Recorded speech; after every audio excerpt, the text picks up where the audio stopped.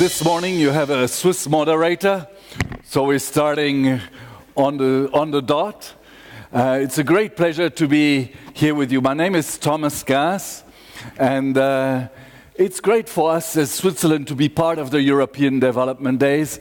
Our ambassador, Mr. Bucher, is also with us, and it's obviously the topic that we have today is also at the heart of anyone who is in Europe and in the world, and so for us this is a really important time to be here with you. I'm thrilled to have you all in the room this morning. This is an event that is co-organized with UN Women, the International Organization for Migration, the International Labour Organization, and our civil society partner, Africa-Europe Diaspora Development Platform, ADEPT. And I don't think I need to stress the urgency of the topic. We know that women migrate as much as men. People fleeing forcibly or leaving voluntarily their home literally lose the ground under their feet, regardless of their sex. However, women and girls, migrants and refugees are particularly vulnerable and at greater risk of exploitation, violence and abuse, including trafficking in all stages of migration and displacement. Yet, this morning, we don't want to just speak and focus on vulnerability of women and girls. We want to tell a different story. We want to talk about crossing borders for opportunities and empowerment. We want to hear how migration in a safe and orderly manner changes the lives of women and girls for the better. We want to hear how migration becomes a venue for education, new skills, and economic prospects for women and girls, contributing to the growth of their host and home countries. And how migration is an opportunity to transform discriminatory gender norms and promote social standing, political voice, and power of women and girls. So we'll not be oblivious to the challenges that come with migration, but we want to explore positive interactions between migration, labor policies, and gender equality. I want to, before I introduce this awesome panel that we have today, I want to give the floor to a voice of a young woman who is from Uganda and who has already lent her voice to speak to young women and men in her context. I'm giving you ESTHER NAKAJJIGO. It's great to have you here. As a student in social work, you're already very active in community work. You are part of the Global Girls Movement and were recently appointed as Uganda's Ambassador of Hope for Women and Girls, a title given by the World Health Organization and civil society. And you're one of the young leaders selected by the EDD, which I'm told is a very tough selection process, I think starting with some 8,000 candidates. So it's great to have you with us. I'd like to give you the floor to just tell us, what do you expect? What do you expect from this debate? What do you expect from this conference? Esther, you have the floor. Thank you very much. Good morning, ladies and gentlemen. When we're young, we are warned to stay away from strangers, and this is how we grow. But have you ever wondered that maybe our fears for strangers are real or they're just media manufactured? If our great-grandparents had the same anecdotal fears, would nations like the United States ever come into existence? I believe as a person, like human beings need role models to undergo transformational change. Nations all around the world need role models. And a small nation in Africa called Uganda is championing the change. It's hosting a very big number of refugees and having the largest refugee settlement. And I myself am offering myself as a clinical trial for nations all around the world through the Global Girls Movement. working with university students to change the lives of refugee women all around the world. And that is a lesson for everyone. Girls in their small communities can create change. We cannot run away from our own problems. That is like running away from our own shadows. And for the nations that are afraid of migrants, you should know that migration is a right. People have a right to migrate. And my expectation from this great conference is a prayer that one of the resolutions, one of these conference resolutions is that migration is a human right. Fear is temporary, but regret is forever. And there's also a saying where I come from, that the rich, that the poor cannot sleep because they are hungry. And the rich cannot sleep because the poor are awake. Thank you. Thank you very much. Thank you for that challenge. Thank you for putting the situation squarely in this room and making it so alive for us. I want to now introduce Dr. ISATOU TOURAY. Her Excellency TOURAY is the Minister of Trade, Industry, Regional Integration and Employment of the Republic of the Gambia. In 2016, Dr. TOURAY became the first woman in the Gambia to declare her intention to contest presidential elections. She then joined the Democratic Coalition that came into power in December 2016. Dr. TOURAY is also known as national and international leader in the fight against female genital mutilation, to name just one of her many engagements in support of gender equality and the rights of women and girls. Dr. TOURAY, you have the floor.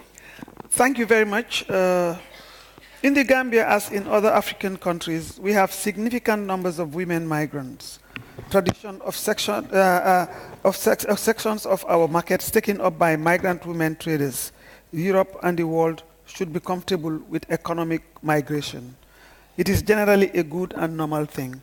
Migration is as old as the earth, as human beings are constantly moving from one place to another. It's a normal phenomenon. Vulnerable migrant women and girls should not be treated as victims, primarily not people who breach immigration laws, but human rights protection is fundamental for every civilized nation. Women are vulnerable, we all know that. And when they travel to go to do these things, people might want to abuse them. So they must not be treated as victims, but I think we should have to change the discourse of migration and look at things from a very progressive way in moving issues. Europe and the world need to open up new and diverse forms of legal pathways for migration. This should include new forms of circular migration schemes suitable for women, especially those who work in the health and social care sectors. When women come or migrants come, they try to engage and effect change or support the processes that they find themselves.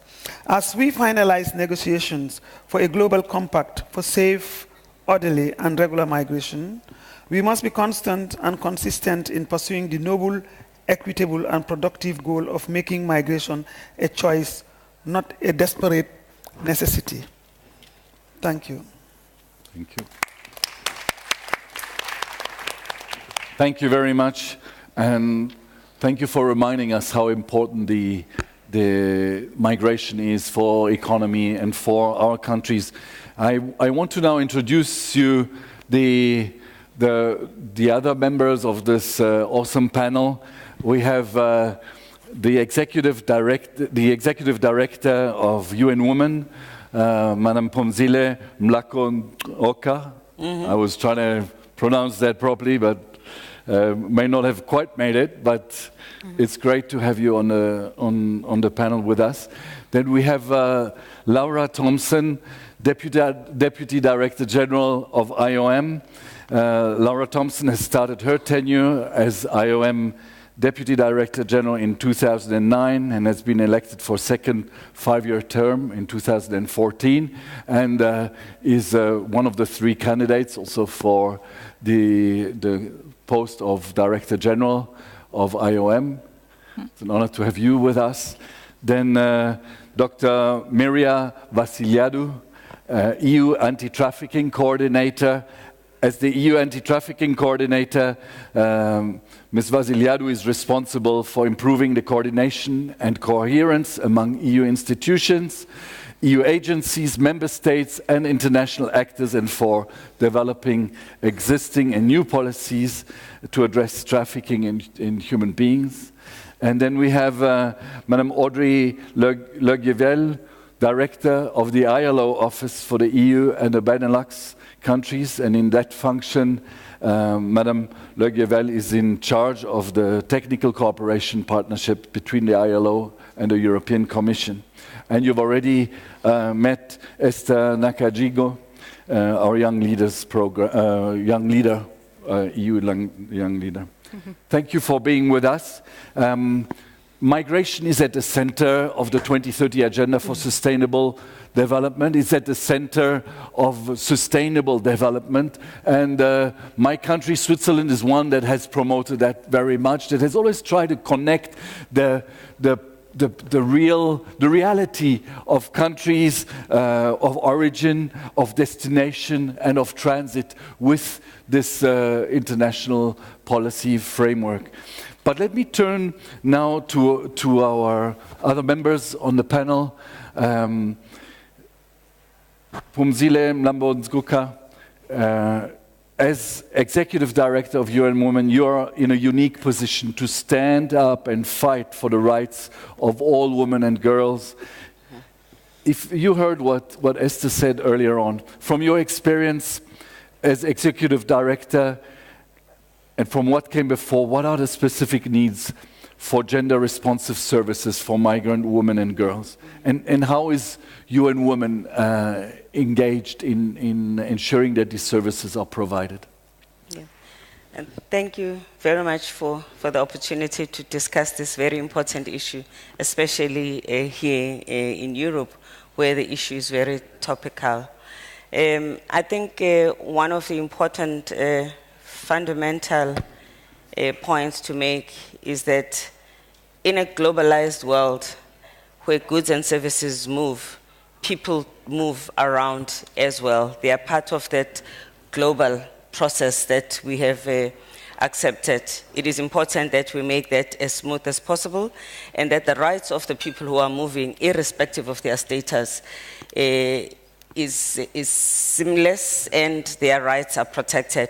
Because when people are displaced, voluntary, or if they choose to move, the one thing they should never lose is their rights. And it's important to continuously protect the rights of migrants. Women who migrate play, if I just focus especially at the women who are not bringing high expertise, who may have urgent reasons to improve the quality of their lives, actually become an asset in the countries that they migrate to. They provide services mainly in the areas where there's a gap of labor in those countries.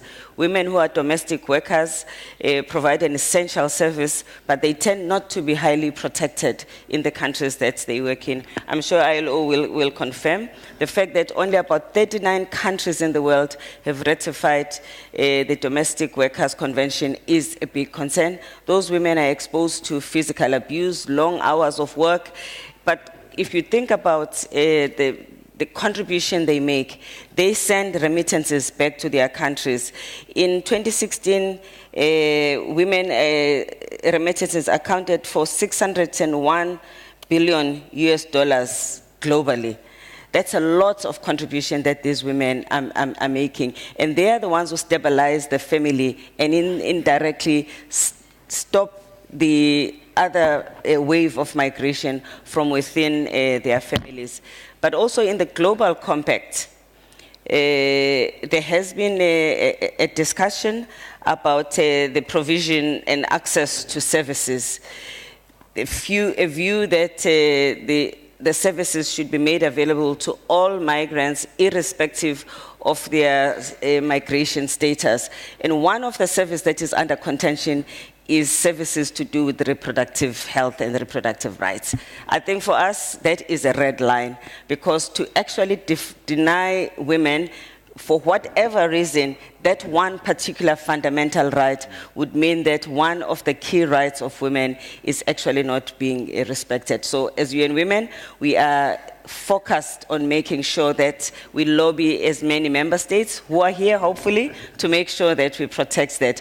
But also we're thankful that in the process of the evolution of the compact, we have been able to engender the language, but it's not gone far enough. There's still some room to do more. So it's interesting. So what you're saying is, you're saying women get treated differently in migration, but women also make a different contribution to migration. Yes. I think, in what way can that be enhanced more? Well, countries have to vote for this particular provision, because to actually take that out and not see it as an integral part of the compact, it just means that the compact affects men and women differently. Yeah. So we'll come back. We'll be coming back to the reproductive global needs. Yes. I'm not taking away that the men may have some needs, but certainly the needs of women are the ones that are at stake. We'll be coming back to the Global Compact on Migration. As we speak, as we're sitting in, well, now they're in New York, they're still sleeping, but as soon as they wake up, they're going to get back into the negotiation rooms in New York to negotiate this Global Compact. It's the penultimate round of negotiations, and I want to come back to you all on that question. But I'd like to turn to Laura Thompson. You've been you have more than 20 years of experience in diplomacy, multinational, multilateral negotiation, in development and humanitarian affairs, and you're a lawyer or a jurist, and I'd like to ask you, which conditions and policies help to make migration of women and girls safe? Who and from where are the women migrants who come to Europe? How does that relate to Europe? You know, here in Europe, migration is a big deal right now. What do you have to say to us in this regard? How can we make the whole experience of migration something much more positive? Thank you very much. And let me start just by a comment saying that normally we have the problem that all the panelists are men, and we have to sit. People refuse to participate in a panel because there is no one woman. Here we have the opposite situation. I hope this is good news, and not because the issue is not important, because the reality is that normally the problem is the opposite. Yeah. And if we look at the public, I think it's something to think about, because we need the other half of the humanity present in this discussion as well. Very good point. I mean, we have one of our panelists. We are actually going to beam him in just now by video, but you have a good point there. Please. Okay. Well, as the executive director of UN Women said, women in Europe have some specific characteristics. Migrant women in Europe have specific characteristics. We have been talking a lot about feminization of migration for a long, long time, and I have been in this same forum talking about it before. So we have almost a parity between women and men on migration, and the fact that women move now as heads of families have changed completely the dynamics about the way that migration works for women. Also, the conditions in which they move and how dependent that is with regard to whether you create opportunities or you create vulnerabilities. And very often both go together, unfortunately. So female migration brings, I would say, both at the same time. It is a huge opportunity because it is for women very often, particularly from those that come from more closed societies, the first opportunity to be heads of families, to be economically independent, to be socially independent, to take very often for the first time in their lives their own decisions without interference of anybody else. But at the same time, it also creates vulnerabilities, specific vulnerabilities, particularly when that movement, migratory movement, happens in irregular manners. And I think that has to be divided. It doesn't mean that women that move regularly don't have specific vulnerabilities too, but the amount and the seriousness of the vulnerabilities is very much enhanced if the movement is irregular. And I think we need to keep that in mind. Now, it is indeed a fact that in Europe, the majority of the women migrants come to work in either the domestic sector or the care sector. And it's a huge amount of women that are doing that in 3 occupations, basically: care, domestic sector, either at home or in different sectors outside that, but it's still care and domestic. So the problem very often is that those sectors are also part of the informal economy, very often, and there are much less protection, much less regulation. So women have, in a certain manner, in these cases, 2 vulnerabilities that come together. One is the fact that because of the gender, they very often are working in sectors that are less remunerated and less empowered. And the second vulnerability is basically that because of being migrants, they are also in less good conditions. So you have the 2 vulnerabilities at the same time, and I can mention other vulnerabilities that come, but those 2 together need to be taken into consideration. So what do we need to do? Well, I think the first thing is obviously we need to look at the sectors in which these women are working and try to address the specific issues that they raise. In Europe, in the future, today clearly, but even more in the future because of the demographic dynamics, the care and domestic sectors are going to be probably the most important sectors. I will give you an example. In Spain, when the crisis started, the financial crisis started, the majority of the migrants went back and others stopped coming. The only sector of people that remain coming and are still coming is female care workers. So that sector, even in big economic crisis, is going to remain very actively, very active. So better regulating the informal economy in Europe is going to be extremely important if we want to really protect these people and make them capable of participating in, have access to the basic services, have access to the rights, and we have ILO here, they are going to talk about that, and also remedial measures, because that's the other part that very often people in the domestic care sector don't have access to. The second part is creating regular channels of migration, because the more this type of migrant workers are required, the more you need to create those regular channels so that the movement happens in regular manners and it doesn't happen in irregular manners, enhancing vulnerabilities of the people.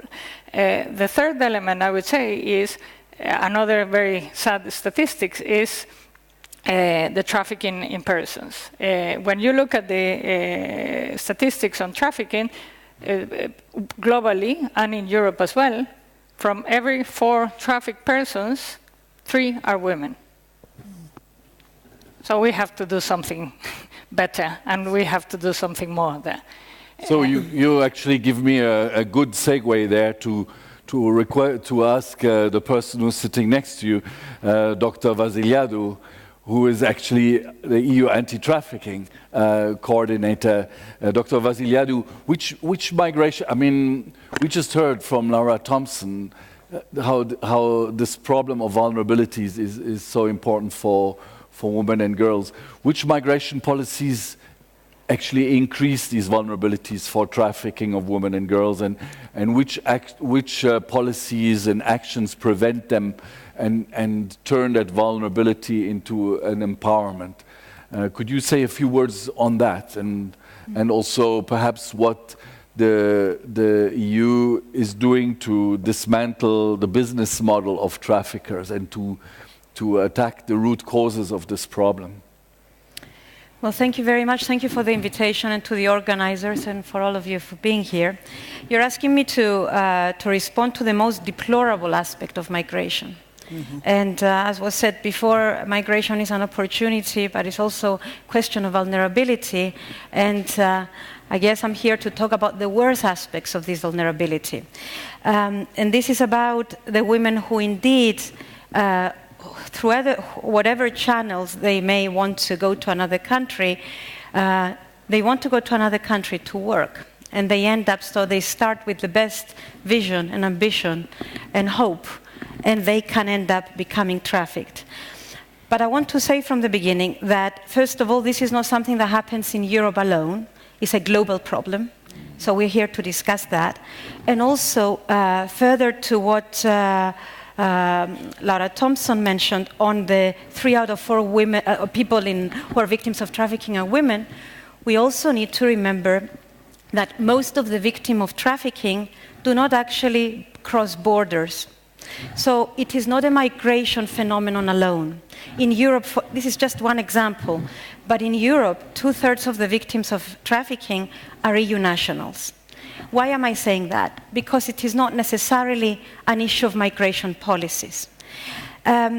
In fact, what I would say is that it is about people who are vulnerable because of all sorts of situations, wherever they come from, actively seeking employment, opportunities, chances, and they end up in the hands of traffickers. The question I think we have to be asking is, who are these traffickers? And who are these people? Is it really hidden? We keep talking about trafficking like it's a hidden thing. And if I can borrow from IOM statistics that I very much value, we had 80% out of the 11,000 women who, from Nigeria who came to Europe in 2016 were estimated to be victims of trafficking. That's 9,000 women and girls. So, of course, we see them. They're not hidden somewhere. They're out there. Some of them half-dressed in the middle of the night, waiting for some rapist, if I'm honest, to come and buy their services. So the question that I would have on behalf of the European Commission is, in order to prevent it, we have to ask who is behind those victims. We speak about victims in the passive term. They are trafficked. They are raped. 95% of them are of victims of sexual exploitation are women. It's all about the passive voice. And my question is, let's reverse and say, who uses these young girls in the street? Who buys their services? What have we done as countries, not in the EU, but globally, in order to address that? So you're asking me about the business model. The European Commission is very clear that people are vulnerable, unfortunately, for many deplorable reasons, especially in the context of migration. But they don't become victims because they're migrants. If somebody is vulnerable, you have a choice to help them, or you have a choice to exploit them. So those people who actively exploit the victims in their knowledge have to be criminalized. So that what we're calling for is that all our member states, at least in the EU, but also beyond, criminalize those who knowingly use the services of the victims. If you don't, you can have all the supply that you want in the sense of extremely vulnerable people, especially women and girls, and children, boys as well, in the process of migration. But if someone chooses, and I said this before, if you're in the street of Brussels, I won't choose another city, and you have a half-dressed Nigerian girl waiting in the street at 11 o'clock, my daughter is at home. If she's in the street, I can choose to say, how much, how long, or I can say, do you need help? So for us, what is important is to stop the exploitation, to take responsibility throughout the world, to understand that migration is a fundamental aspect of it, but not the only aspect of it. And this is throughout the world. to remember that the law doesn't necessitate that you cross a border to become trafficked, to remember that we shouldn't mix irregular migration, regular migration, smuggling, and trafficking, because they're very interconnected, but they're not the same thing. And to remember that all of this, unfortunately, because it's a very uncomfortable thing to say, is all about money. You don't get, the people who are extremely vulnerable, these women seeking employment opportunities, they do so because they need to survive.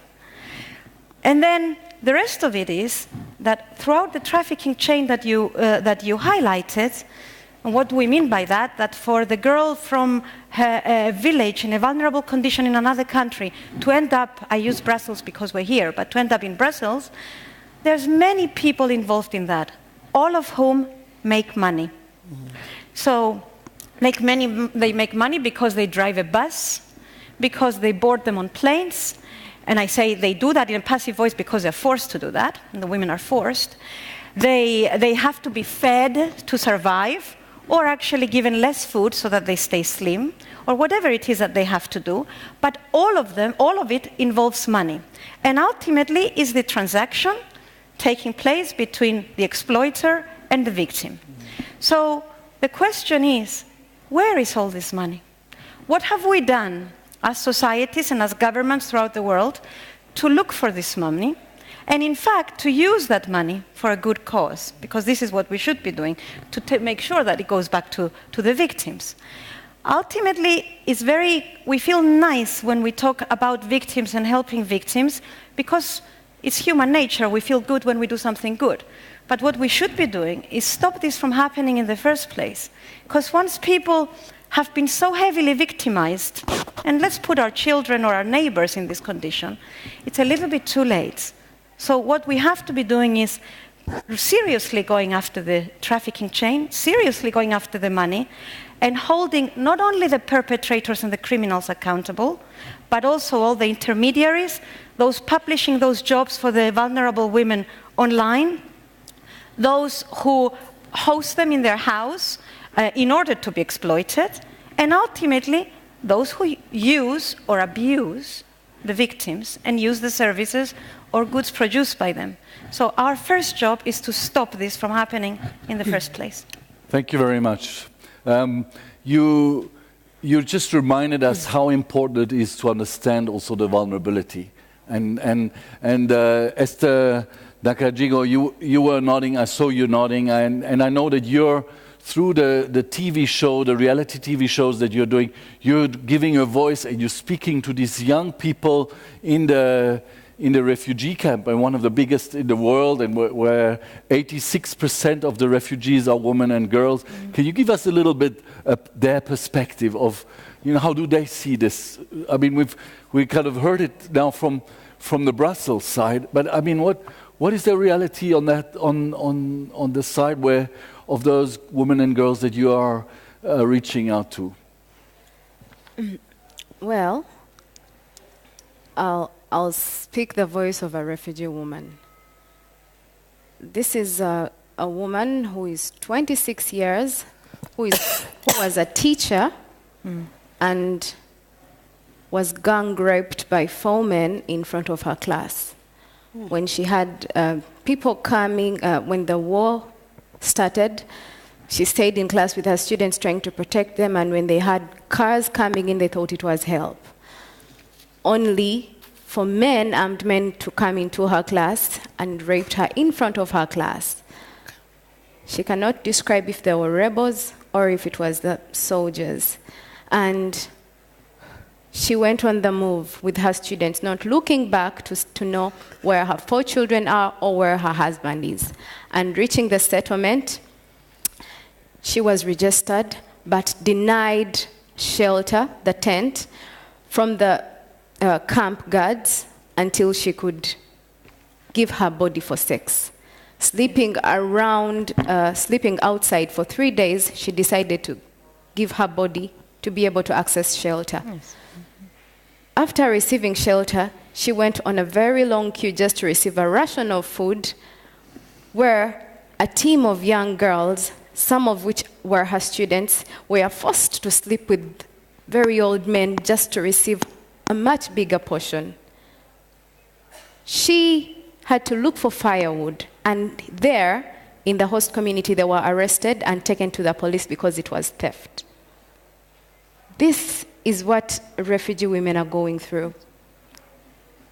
So, as much as we talk about understanding the plight of refugee women, as much as we talk about trying to make their lives better, we should focus on knowing why this really happens, especially in Africa. The migrations, the forced migrations are because of bad governance. I cannot always help it but to talk about bad governance in Africa.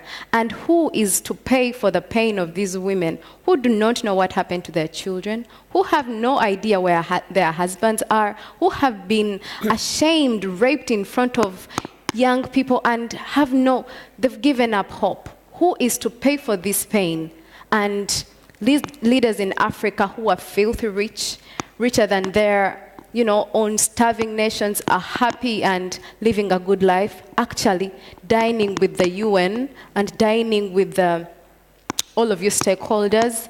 But these women are in pain, and no one will ever understand what it means to be abused and to be hopeless, and you have no light, you see no light.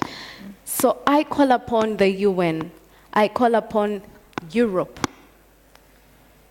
to not only give aid to Africa through, offering food rations, but also to facilitate and coach, mentor the African Union to help solve its issues of bad governance. Otherwise, migration will always be moving, and like I always say, we are acting like physicians, treating the symptoms, romancing with the sickness. But why not be surgeons and uproot the causes of migration, forced migration?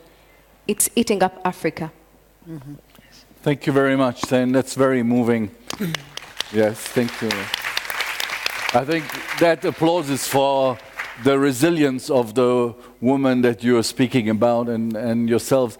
I think that one of the powerful things of these panels is that they open our minds to and help us to understand what vulnerabilities are and how vulnerabilities are related to asymmetry in power. And where there's a vulnerability, there's also power. And that asymmetry of vulnerability and power is not just happening in one place. It happens across borders, and that's where migration and that's where safer migration comes in.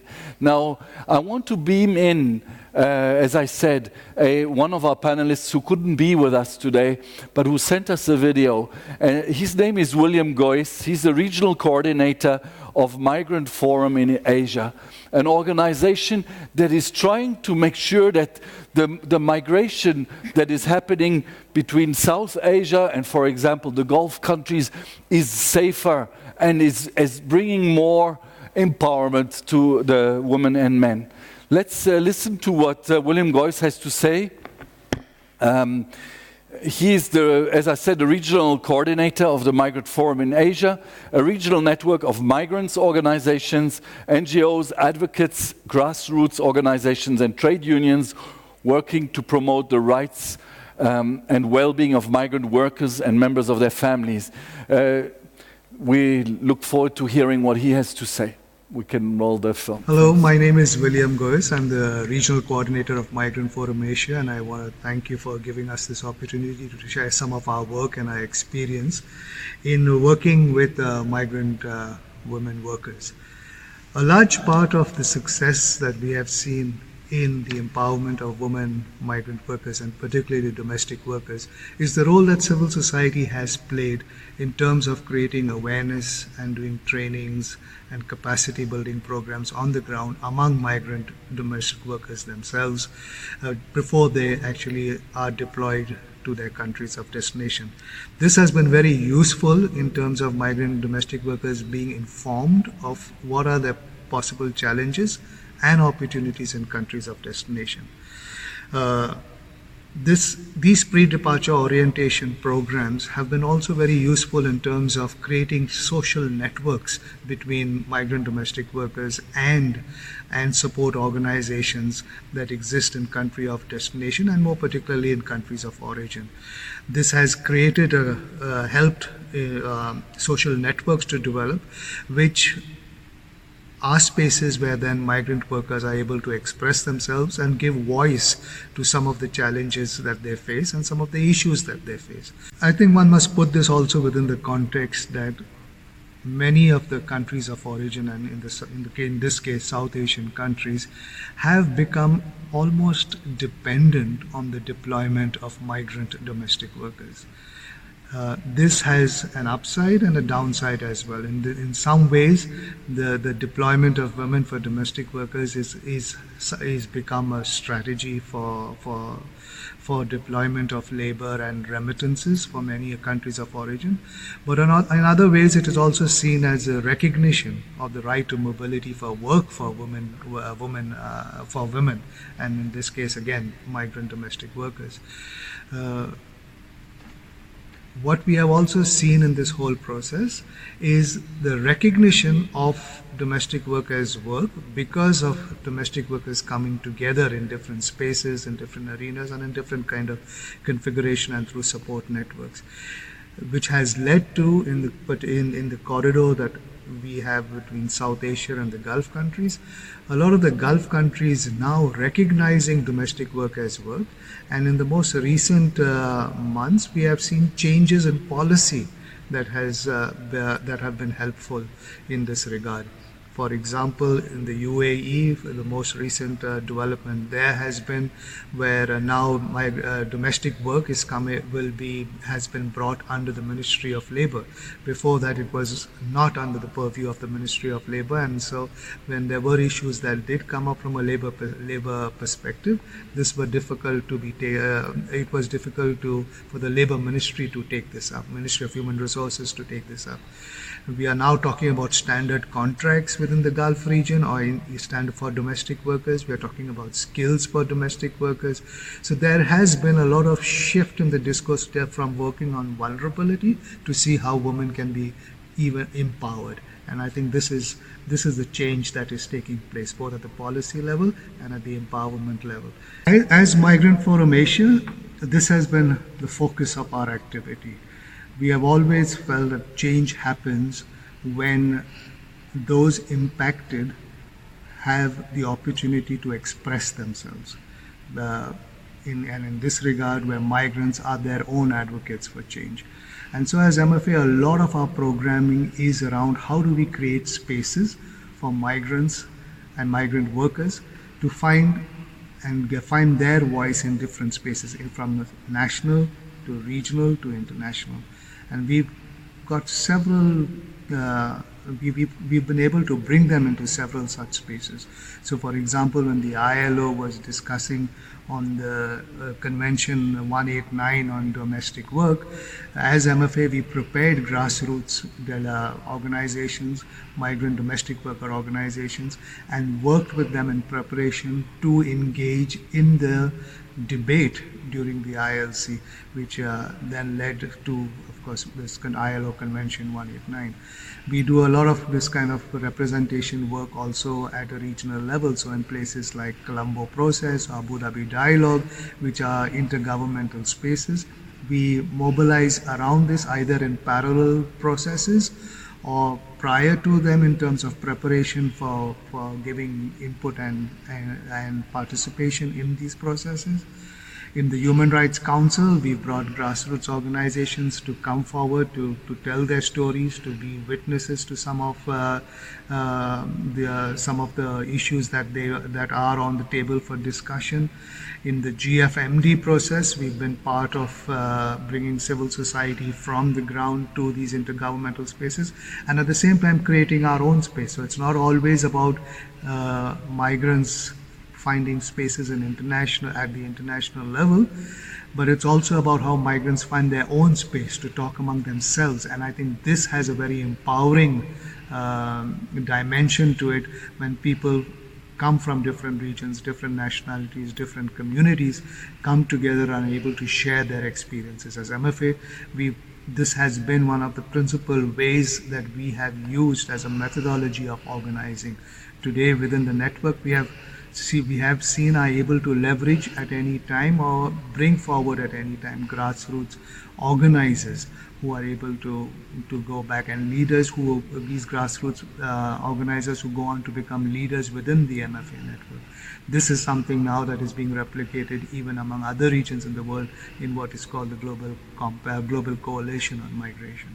Thank you. I think that was very useful because it actually showed that migrants are actually actors, can be actors in changing the situation. And I think you showed us, Esther, how you reach out to the youth, to the women, the girls in the camps. And at the same time, we can see from William's voice how systematically civil society can play a role in building that capacity, that dignity, and also a capacity to advocate. Now, we've also heard, and this reminds us, PHUMZILE, what you said about how important migration is for some countries. Mr. Voice said it's a livelihood for a number of countries. I mean, I was in Nepal for a number of years. The ratio is 1 to 6. The ODA that Nepal receives about 1 billion, the remittances about 6 billion.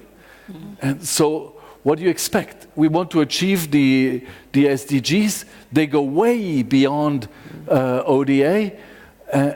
So labor migration is going to be an important role. So I want to ask AUDREY GUEVEL from ILO. I want to ask you, what are the promising approaches? Can you say a little bit more about this Convention 189 that was mentioned now twice already? And is that a useful instrument? Can that be used? And what else can be done to ensure that the benefits of safe and orderly migration for women are actually accrue to those families and to those countries? Thank you, Thomas, and thank you for the opportunity to be part of this discussion. You were saying in your introduction that women migrants are now equal to men in the sense that they represent 50% of the 150 million migrant workers in the world. And we know from previous studies that the migration fosters inclusive development, sustainable growth, and that it can be key in achieving, as you were saying, notably SDG number 8 on decent work and economic growth, and SDG number 10 on reduced inequality. Yet, as has been discussed already, I mean, women face discrimination, exploitation, and they're really at risk when migrating. They can be facing high recruitment costs, they can be placed in human trafficking situation, in forced labor, and this is even more problematic in low visible occupation, and domestic work is one of those. I mean, it's very difficult for legislation for labor inspection to enter those occupations because they take place at home and by definition are very difficult to regulate. Though the ILO has elaborated in a tripartite way, because it's part of our nature, with employers, workers and government, Convention 189, which is on domestic workers, and it provides protection for these workers. Yet, we see that this convention is not yet implemented is not yet ratified, first of all, and therefore not yet translated into national laws in many of the countries. So as Esther was saying, I mean, the problem is really at the level of governance, and what is needed is governance and ratification and proper implementation of conventions. Convention 189 on domestic work is one. But also, I mean, the other convention of the ILO, such as Convention 111 on non-discrimination, which is key for women if we want them to access employment, to to stop suffering from discrimination to employment, and the 2 conventions on labor migration, Convention 97 and 143. Yet we know that we are definitely falling short in ratification, and for us it's really key to promote those and to make sure that those standards are ratified and put in place in law and in practice. The ILC is currently meeting this year in Geneva, and we're also discussing a new instrument which should be key for women at work. This is a standard on harassment and violence at the workplace, and we really think that it could help women in general and migrant women especially. We also have different type of guidelines that can help in the cases where conventions have not yet been ratified, but that countries are aiming at reaching a certain level. And those guidelines, tools, and different instruments are being put in place through notably technical cooperation actions. And for that, I need to refer to a very important partner of us. SDC is one, of course, and we value the partnership we have with you on this type of actions. And the European Commission is another one. And the UN and the EU have launched last year the Spotlight Initiative, which I personally believe is a tremendous initiative in realizing women migrants' rights and making them access better opportunities. The initiative has just been launched, and for the moment, UN Women and ILO are very active in the Asian region, and this will be rolled out also to other countries. So we hope to be able to really spread those strengths and make changes happen. In terms of you were asking about the benefits, and this has been a little bit mentioned. I mean, if women represent 50% of the migrants, they also represent 50% of the remittances that are sent back home, though they usually pay 20% less than men. So there is a discrepancy here, and if they were paid equal than men, they would send much more remittances back home. And those remittances, studies prove that when they're sent back by women, they're usually spent on education, on healthcare, which are key in making sure that there is human development and economic development prospects in a country. So this is really, I mean, one of the key points here is in saying that we need to close this gender pay gap in general, but also for migrant workers because of the remittances perspective that it could have. We need also, of course, to make sure that when migrating, women workers have a better recognition of their skills and of their prior learning. I mean, we have labor shortages in Europe, and if we want to cover those labor shortages, we need to recognize the skills of those women that come and can really occupy functions that we need in high-income destination country, as was said, for example, in the care and the domestic economy. So really, I mean, ratification and promotion and recognition of the value that women migrant workers, can make. Thank you. I want to just come back to Laura Thompson for a second. I mean, you're one of those organizations that's actually present in a lot of these countries, and then I wanted to ask you also that if you could say a little bit more about data, because we've been throwing numbers around here quite a lot now during this discussion, and impressive ones, and yet I imagine that migration isn't something you can assess through a census. Or through a household survey. It's a much more complicated numbers to get a hold on. So maybe Laura, and then maybe back to you, Audrey, to just say a few words about that. Sure. If I may, just one thing, because a lot have been said about the opportunity that remittances bring to countries of origin. But I think we are missing from the picture the reality, the other side of the reality, is the opportunities that female migration particularly brings to the hosting societies. So let's, if, as it is, the majority of migrant women in Europe come to the care and domestic sector, let's imagine the amount of women that are allowed to go to work because these migrant women come here and allow them to do an actual professional work. If not, all these women will be at home. And, you know, here we're in a country where a large number of the women are able to do professional work thanks to those female migrants that are at their house taking care of their kids or of the elderly people. So I don't want to give the impression that the only benefit or opportunity is for the receiving, for the sending countries, because the reality is that it is a win-win situation here. And a lot of the development, human development of women and access to labor, high skill or less skilled labor in developed countries is thanks to these other women that are staying at home. With regard to data, I think, well, there is a huge amount of data everywhere. There is, I would say, a problem of consistency and coherence of data.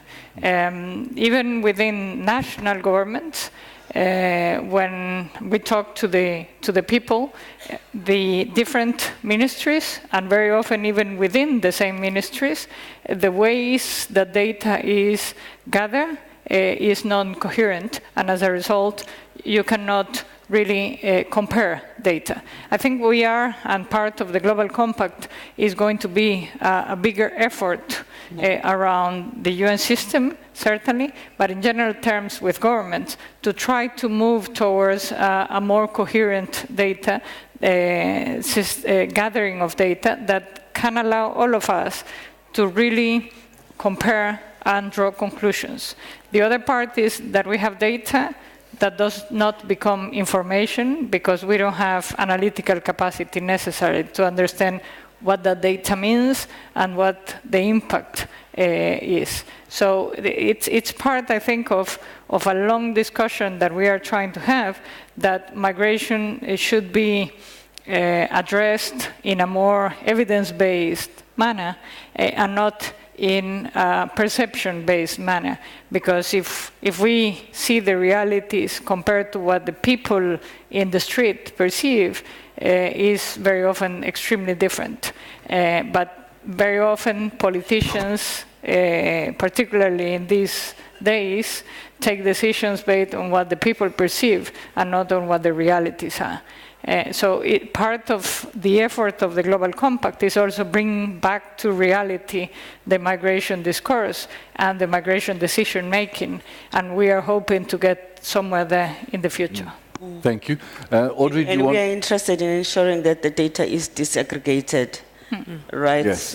From the start. So our entry point in the data space as UN Women is ensuring the disaggregation of data by gender. Sure. And would you say that's happening? No. Or is it? Well, not to the extent that it needs to be. We are early stages, but certainly this compact gives us an opportunity to be in that space in a systematic way, and of course to look for resources in order to do it more comprehensively with all the partners. Yeah, I'm really glad you're saying that, because I believe that the revolutionary change in paradigm in the 2030 agenda is this promise to leave no one behind. And that means we have to stop being myopic and colorblind about what the reality is, the vulnerabilities. And we have such capacities of data in the world today. We have no excuse for not drilling down to more specifics about gender disaggregation and about, I mean, the different groups, so that we understand what the vulnerabilities are and we can put numbers on these asymmetries of power. Audrey, you would like to say, I know ILO is also very much into data on migration. Do you want to say a few words about that? Or about the Global Compact? No, well, maybe also how it can factor into the Global Compact, but the importance of data on labor migration. Importance of data, well, Well, the ILO is doing considerable researches on data and trying to disaggregate the data, because I mean any type of policy that can be created needs to be based on sound data. That is for sure. I mean, there is no way to really look at a situation without knowing what is the extent of the problem, what is covered, what is not covered, what is the scope. So we're building a lot of research and data specific to the world of work, of course, trying to disaggregate the data. And we're also trying to work within the SDG to have certain indicator put in place so that countries can report easily. Well, easily. It's never easy, and indeed the comparison of the data is a huge challenge. But indicators so that we can see if the changes is happening or not. So we have a huge statistical department looking at that and trying to bring knowledge and expertise on that. It's of key importance indeed. Thank you. I want to come back to Dr. TOURAY to give us, I mean, how do you see this discussion now going? But before doing that, I want to ask PHUMZILE, I mean, you have an illustrious career, vice president, minister. I mean, but what inspires me the most about you, I must say, is your activist side. And so I just like to ask you, maybe on behalf of the people here who are not yet personally involved in the Spotlight Initiative, I mean, what can each of the people here, you know, I mean, those who don't have a Twitter account, you better get your sign up, but what can everyone do in this room to make sure the Spotlight Initiative really takes off and really has a strong impact? Well, the Spotlight Initiative is probably one of the most dynamic initiatives we have right now, thanks to the foresight of the EU and the partnership with the UN. The issue of gender-based violence is a global phenomenon. Everywhere we are, there is an issue of violence against women where we can all be active within the Spotlight context and outside the Spotlight context, because whatever we do will reinforce what we're trying to achieve in Spotlight.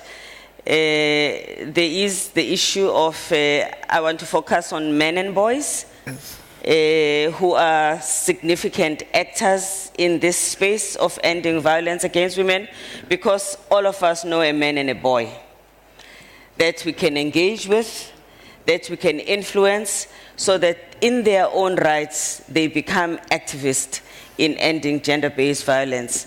I think one of the biggest events that has to happen in the 21st century is a men's movement for gender equality that is in true solidarity, not patronizing to women, not protecting to women, but protecting human rights of everybody, including theirs.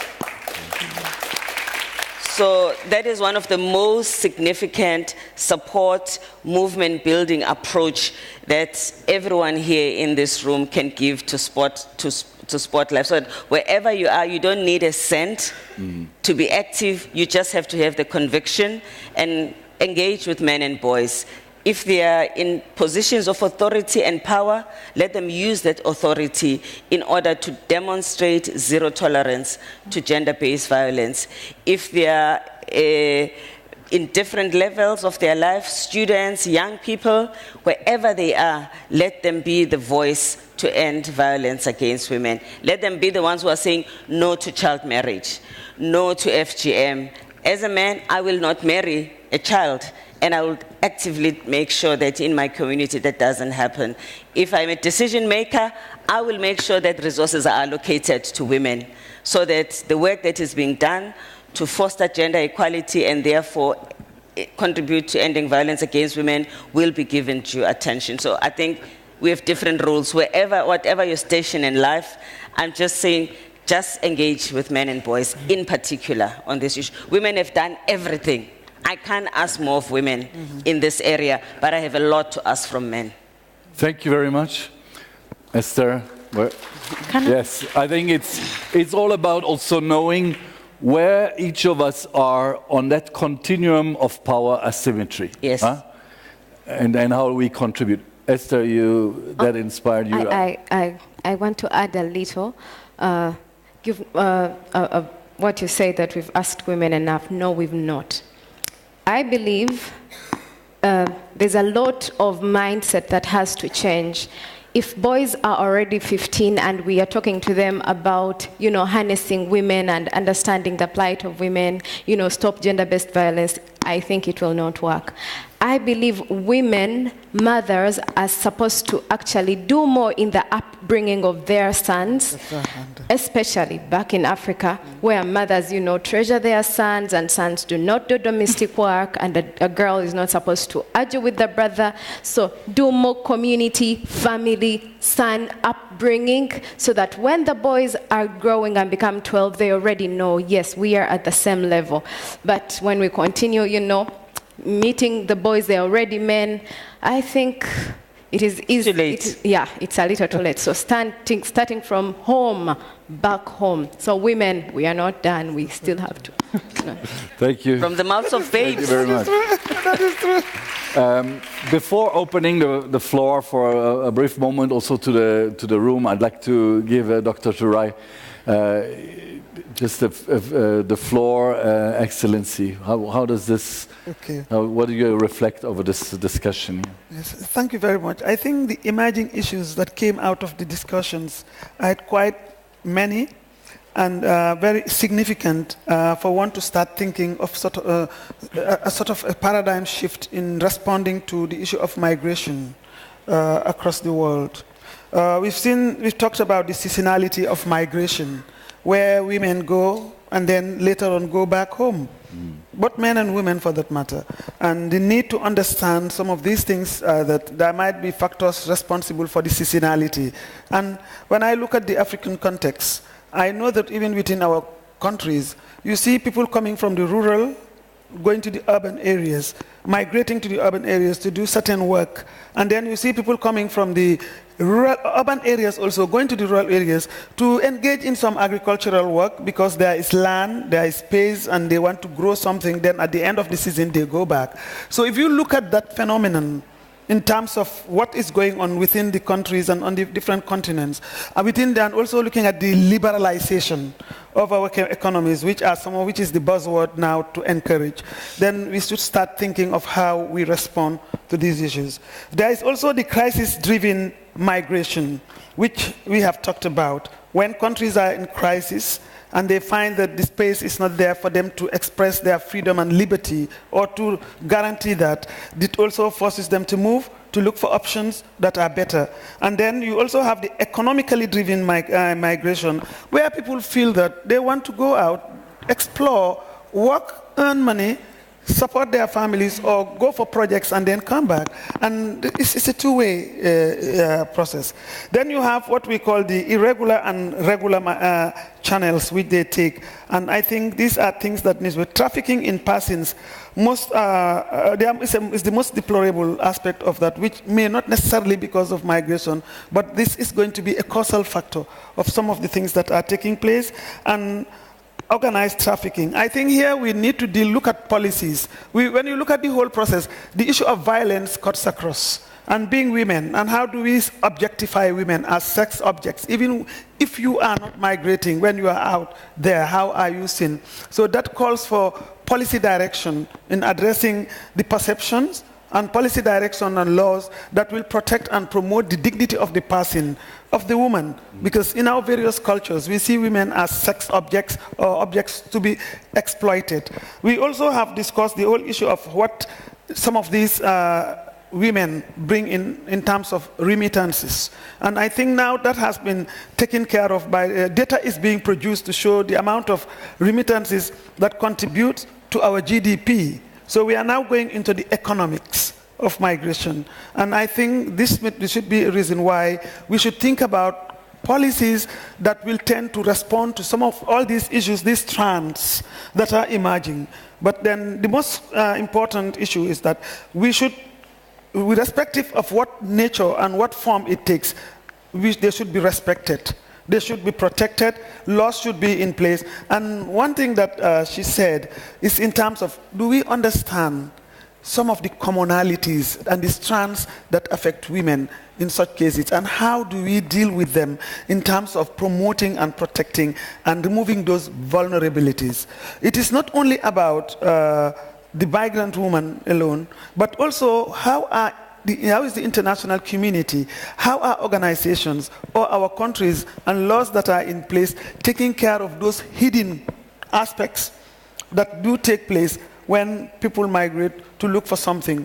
I have realized, I'm taking the Gambia as an example.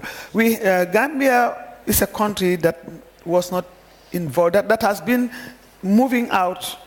Migration has been a phenomenon, but then not as high as it was because of the bad governance. The autocratic regime we heard, young people had to move and face the perilous journeys. Making that choice, you understand, we need to address that root cause. And honestly, if the international community is going to really talk about migration, we need to have to look at where our governments, how are they dealing with it? Like she said, there is some reciprocity, some win-win situation within the framework.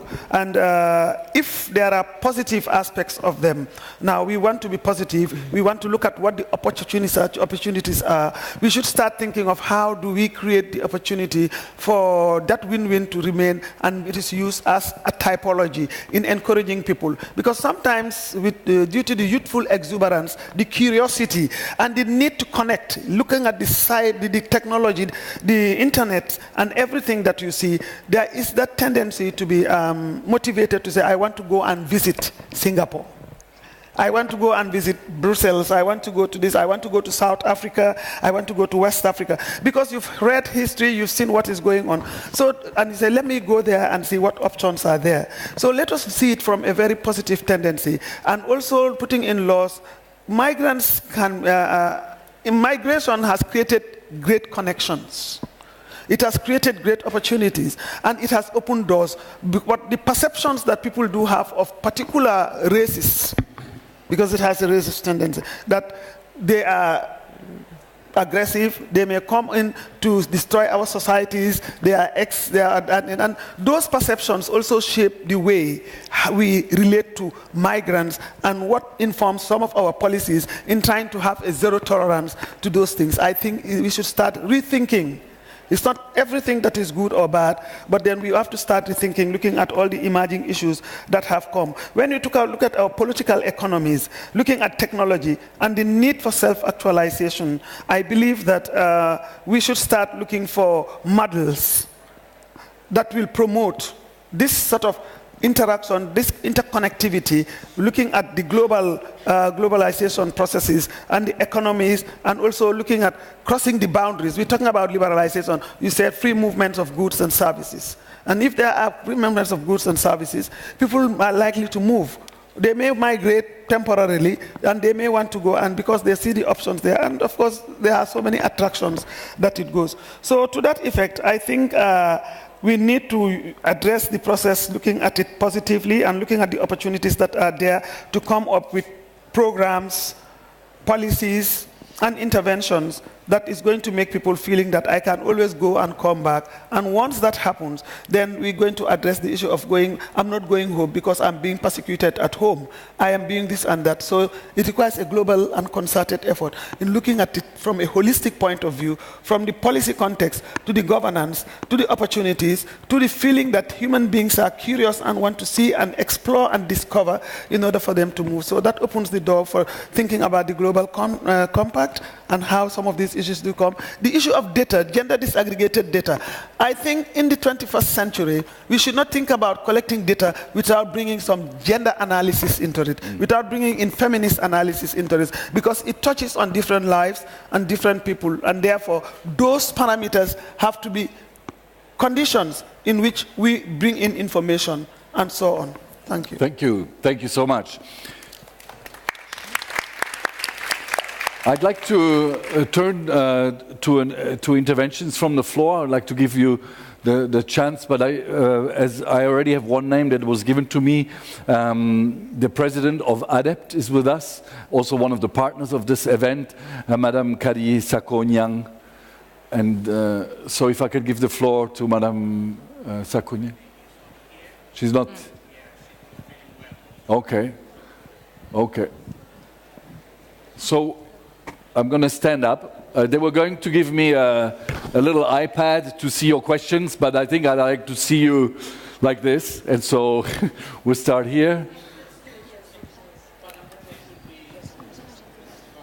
Okay.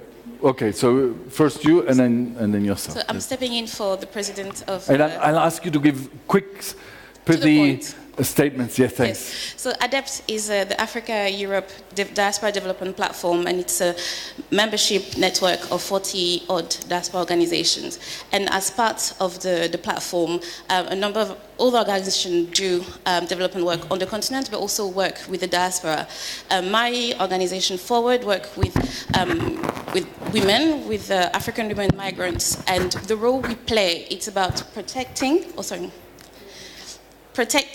and empowering women migrants, because some of them come, they travel, but social norm also travel with them. So some harmful practices, such as female genital mutilation, the social norm that we're talking about on violence against women and girls. So the role that we play is about supporting them to integrate, as has been pointed, women remit, and supporting them to integrate, to have more opportunities, to have better lives in the host country, also mean that their impact in home countries could be greater.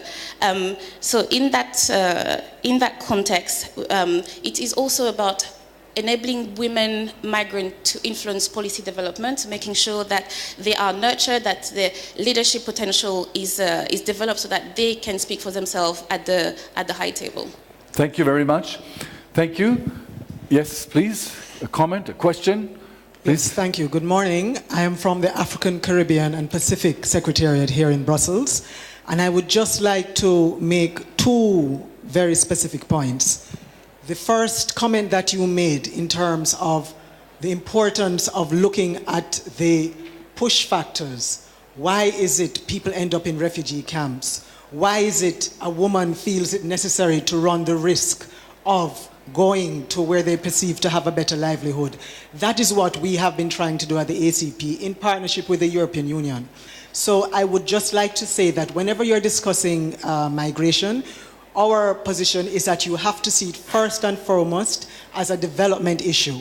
How do multilateral policies impact upon the communities? How do international policies impact on the communities?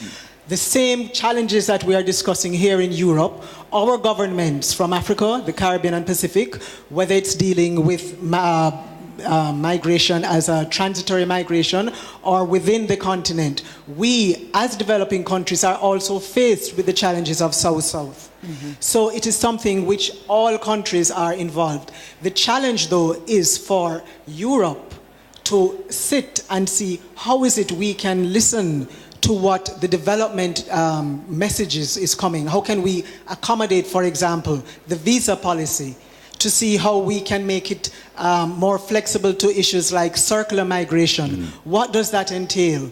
What is it that is pushing also at the community level the lack of the perception that one can actually have social mobility, economic mobility. So we have to look at it in different dimensions, political refugees as well as economic migrants, and see how the structures can be in a way that is flexible and accommodating and focuses not merely on return and readmission, but also seeing where are these migrants going, what are the sectors, the service sector, the home sector, and the care sector, and see how regulation can be much more responsive in a positive way to show that migration is nothing new, but how can we see it and use it to the benefit of the host country as well as the country of origin. Thank you. And within that way, you'll have the development question. Thank you very much. I think that's really powerful, and that's why it's so important that migration is at the center of the 2030 agenda.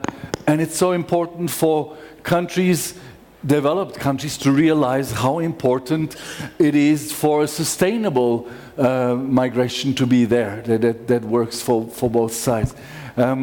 Behind you, if I could give the mic to... So I'd just like to ask, and perhaps the Gambia would be the one who's in charge of a sovereign border. Everybody's spoken about access to money, which is actually about access to citizenship, and therefore the opportunities that we've spoken about governance and we've spoken about visas. But nobody's spoken about the sovereignty of the nation state and how this is playing with this new nationalism that we're seeing in the world. And what are you doing for migration with citizenship? How do we create global citizens? Where's the policy initiative around that effort? Okay, so sovereignty and global citizenship. I'm going to collect a few more questions before, but yes, a gentleman here. We said we have less men in the room, unfortunately, so we're going to give them a voice. Ahmed Bougri from ADEPT as well. I think it's important from our discussions that we see how partnership with diaspora who are dealing with migration issues and women issues in the communities. Migrants are communities. They live in communities. They organize themselves into communities. And sometimes the dialogue between institutions and these grassroots organizations, which are sometimes very small, is very missing. And I think that this is key in the partnership between ADEPT, especially in this fora, how ADEPT can work with the EU institutions, and we are very grateful for the SDC in supporting ADEPT and the EU also, and we would like to ask for more, for greater partnership in these issues, how we can take this information in this session into our communities, and also to consolidate what has been done and what other others are doing on the ground. Thank you so much. Thank you very much. Thank you. I see you, in front. Thank you. Yes. Thank you very much. I've got a question for Dr. VASSILIADOU. Thank you very much for your very strong speech. Actually, well, it's about human trafficking, about restating the facts. Just behind the canal, actually, in Gare du Nord, it's just a few hundred meters away. It's where this is all taking place. So I just would like to remind that to the attendants. You say something extremely strong about advising the criminalization of all the people involved in the chain, the one who drive the women traffic, the one who host them, but also the customers. And I guess also, well, there you're opening another Pandora box about the criminalization of the customers, which for me it's a very, very valid debate. I just wanted to know, as a representative of the EU institution, whether this is the official position, this is something you're trying to push inside the institution, because it's a huge topic, as you know, in Europe, and I wanted, which is go further away than the issue of trafficking, and I really wanted to know, well, where do you come from this position, and if it's an official position, is something you're trying to lobby inside. Thank you very much. Thank you. And then a lady standing at the back. Yeah, yes, you have the mic already. Thank you. My name is Sophie Shima, and from the organization Pont de la Solidarité. At the end of my studies, Master Coopération and Development, I was working on this topic concerning migrant workers, especially women, here in Brussels. So I had the opportunity to meet different workers in this field, some Latino Americans, some Africans, and what I noticed is that these ladies are really strong. They are not victims. They are not coming and working in this field because they want to do it. Some of them, many of them, they come here and this is the only way for her to get money, for them to support their families. And concerning those mothers who are there, who left their families, and we always have to remember that these ladies coming, the migrant, they are coming here just to, not just to fill, but not to replace, but to allow to let the women, European women, be able to work and have this opportunity to reach all the levels, high levels in their companies and etc. So we really have to I think, to make some policy so that these women will not be just victims, but will be also able, because some of them, they're really high level educated, but because they don't have any choice, they do it because they have a problem with papers and things like that. So they are not victims. They are really strong women who accept to work hard and accept to work in this field, not only by choice, but because some of them, they need it to survive, to help the families over there. Thank you. Thank you so much. One last question in the corner there by the booth. And then I'm going to turn to you briefly for some comments. Yes? Yeah, thank you. I apologize perhaps if this was already covered. I entered a little bit late the session, but I also missed a little bit also from the title, the position and situation of girls. We have been talking more about migrant women's workers and also about money, but the situation of girls, perhaps it helps also introducing myself. I work with the Global March Against Child Labor. So, of course, the intersection between migration and child labor, forced labor, is very high. So I would like, I don't know, perhaps to the whole panel, just to raise the situation of girls in this regard. Because, of course, in not optimal migration situations like forced displacement or seasonal migration, of course, girls also have higher risks as child labor or forced labor. So thank you very much. So I'd like to turn back to, now this happens very frequently at the end of a panel that was very active and dynamic. We only have 5 minutes left, so it's about 1 minute per person to respond. I'm going to start with Audrey. If you would like to reflect on the one or other issue that's been brought up. I mean, there was the issue of the Pandora box, of the trafficking. There was the issue of sovereignty and also global citizens and the dilemma there that we have. But you choose or some final comments that you'd like to make. Just there were under a minute. Many different issues covered, and really, I mean, for the ILO, what would be important is really make sure that we that migration can be a choice, and when this choice is being made, be it for highly skilled position or lower skilled position, that people can work in protection, that they are prevented from any risk, and that they can enjoy decent work opportunities, and they can have access to fair recruitment and so on. So this is key for us. There was an intervention also, and we did not really cover the importance of, I mean, not the importance, but the role women play in child labor, and women and girls are very affected by child labor. So this is also an important thing to keep in mind, and also the fact that it can also be a source of migration, and therefore, I mean, really empowering women, making sure that they know what are their rights and their perspective as parents as well, could help future generation in that. And I hope. Thank you very much. Thank you. I'm going to pass on quickly to MYRIA VASSILIADOU. Yes, I was only given the floor once, so maybe I'm allowed 1.5 minutes. Okay. The first thing to say is that the European Commission recognizes trafficking in women and girls as structural violence against women. This is why we launched this EU-UN initiative that, just to remind everyone, is a €500 million initiative to fight violence against women and girls. One of the strands is human trafficking, and €20 million has already been allocated to the ILO in order to protect migrant women in the process of migration and to protect them from trafficking. In terms of the very specific question, I don't lobby anybody. I work in the European institutions, and I'm responsible for trafficking. What I do is repeat the European Commission line that we have to stop the culture of impunity and stop only referring to victims. So also to refer to the perpetrators, to the users, abusers, clients, customers, for all forms of exploitation. So what the European Commission says, because the directive article 18.4 says on trafficking, is that member states should consider criminalizing all those who are knowingly involved in the trafficking process, using the services. So actually what I'm trying to do is ensure that the member states understand the directive and take relevant measures.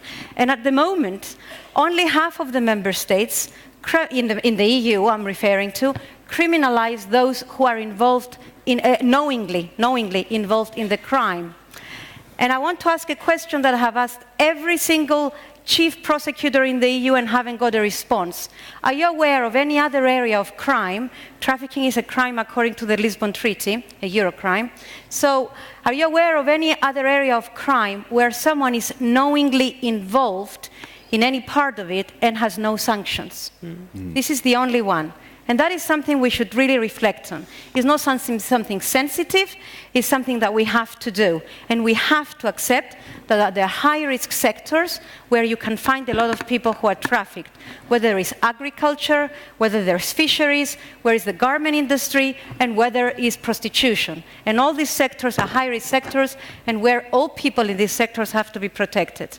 So if you look at the directive and the communication of the Commission from December 2017, number one priority is to encourage the criminalization of all those involved, because trafficking has a very strong gender dimension.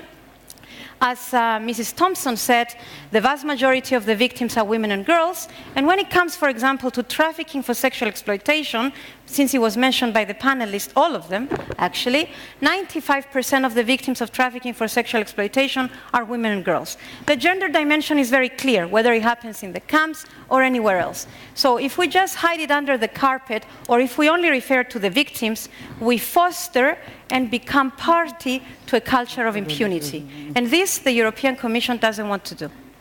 Thank you very much. Laura Thompson. Yeah, two quick answers and one general comment. Sovereignty of states and citizenship certainly is one of the important things. I think we all recognize that the states have total sovereignty to decide who enters, how can they stay, and also who can get the citizenship. But certainly there is an advocacy that has to be done constantly in order to make those sovereign rights based on realistic basis. Dialogue with communities, fundamental. At the end of the day, migrants live with communities, and the role of communities, I think, is key, and we have started to talk much more with local communities and local leaders in the last years.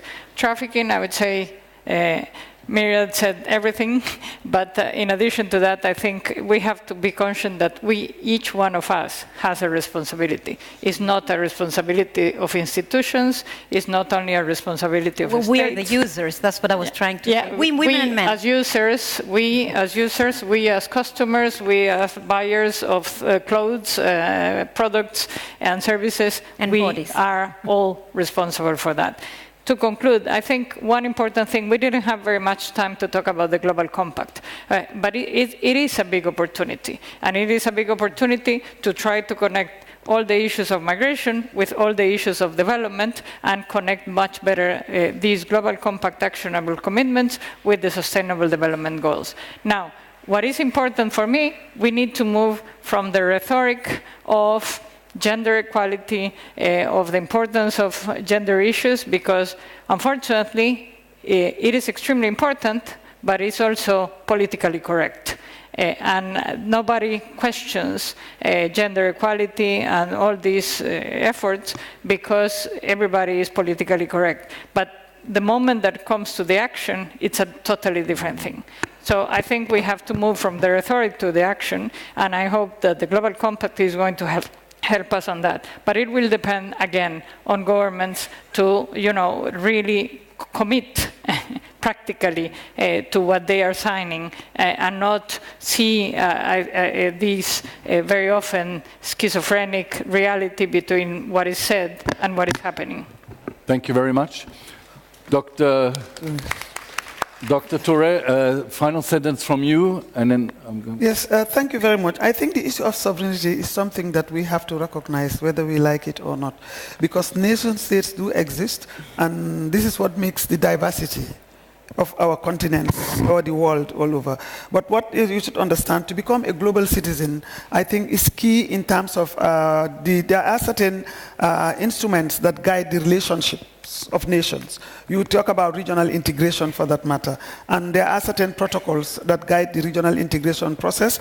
When you talk about trade liberalizations, there are certain policies that are in place that allows people to go in and out, and also take up what we call looking at the economic environment, the business environment, or the investment environment, policies that will make you feel that you are a citizen and you can go in and come back. So there are quite a number of best practices. You have the European Union. It's a combination of different countries. You have the African Union, they're a combination of different countries. But what are the best practices that allows for the free movement of goods and services without hindrance, respecting the regulations and the laws, at the same time also knowing that every individual's dignity and person should be respected and recognized. So when you talk about the global citizen, I can be a citizen of anywhere if I choose to, and when the conditions are permissible for me to make the choices of where I want to be. So we have to look at it in a very diverse form in order for us to allow the free movements of goods, and also to make sure that the violence that affects women, and it has a gender-specific nature, should be addressed. And as we move on towards the 2030 agenda and also the 2063 agenda in Africa, I think it is important to take account of all those things, and it requires proper planning. I think the compact creates the framework on which we can look at all the issues that are going to be addressed in order to respond to the phenomenon. Thank you very much. PHUMZILE, final words from you. It's just one issue that I think is very relevant for Europe, which also is important for countries of origin, is the issue of illicit capital outflow. Right. Many of the countries find themselves in poor economic conditions, in part because governments in those countries, in addition to bad governance, are not collecting taxes. There is a whole lot of seepage of value outside the country that is illegal, that comes to Europe in large parts. There is a responsibility for the EU, working together, for instance, with the AU, to really address this issue so that more benefits that are due to Africa can remain in Africa and not be transported out of Africa illegally for the benefit of European countries, because that again creates an unfavorable condition that pushes people out. I think that is one single most important socio-political economic move that needs really strong leadership on the part of both continents. And lastly, on the issue of sovereignty, I think as Africa gets into the free trade area, the issue of sovereignty changes to some extent, because you do want people to move easy. If we take hardcore approach to sovereignty, then you're actually working against facilitating better movement within the continent for the benefit of economic activity. But as we do that, let's make sure that women are not victims of a free trade area. There is something to be concerned about there as well.